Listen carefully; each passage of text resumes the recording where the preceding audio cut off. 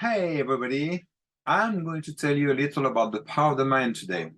I want to share what I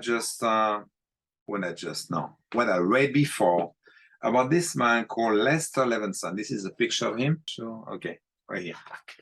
All right, so Lester Levenson was born a long time ago in 1909. In 1952, at the age of 42, Lester has his second massive heart attack. In those days, he did not have bypass surgery or they didn't have anything like heart transplants. Okay, so the doctors came to see him and say, Lester, we're sorry to tell you, but you have 2 to 3 weeks to live. Wow.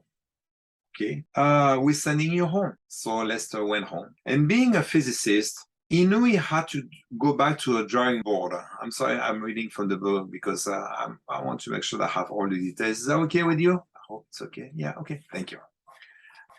All right, so he started to examine his life. He noticed that each time he was wanting something, that he became intense feeling of uneasy feelings, and that was making him miserable.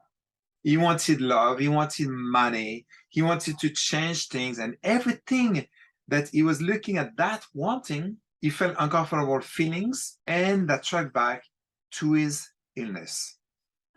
So he noticed that whenever he was giving and loving, he wasn't feeling anything bad at all. He was not ill. So he asked himself, what if I could heal myself doing this kind of work? He noticed that when he was loving, he was the happiest. The happiness equated to being loving rather than to be loved. Being loving rather than being loved. And that was his starting point. He asked himself if he could cure himself again doing this way. So he began connecting all of his thoughts in that direction. He examined all of his relationships and let go of his non-loving feelings or resentment from the past. He saw that he wanted to change the entire world, and that was the cause of his ailments, wanted to change the entire world. He decided to reverse that by actually unloading the subconscious concepts and pressures, and by taking responsibility for everything that happened to him in his life. At this point, he discovered that limitations were only concepts in our mind and that can be easily dropped. He realized that God is within us all, that we are infinite beings with no limitations. With that realization, he became even happier, freer, lighter, and with an overall sense of well-being. But wait, it's not finished.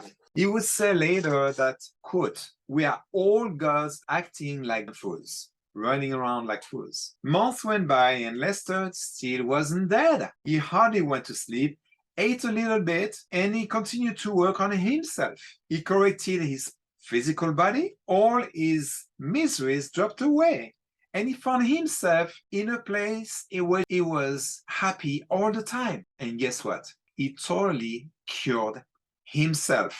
He unlocked the science of the mind.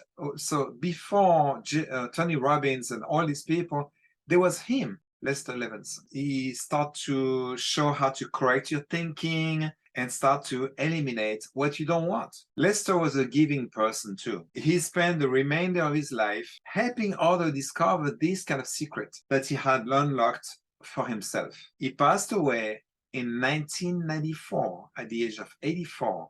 He doubled his life with 2 simple concepts: being loving and giving rather than being loved.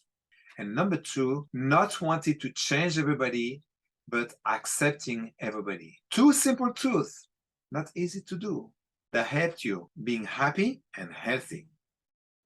Until next time, this is Emrick. Bye-bye now.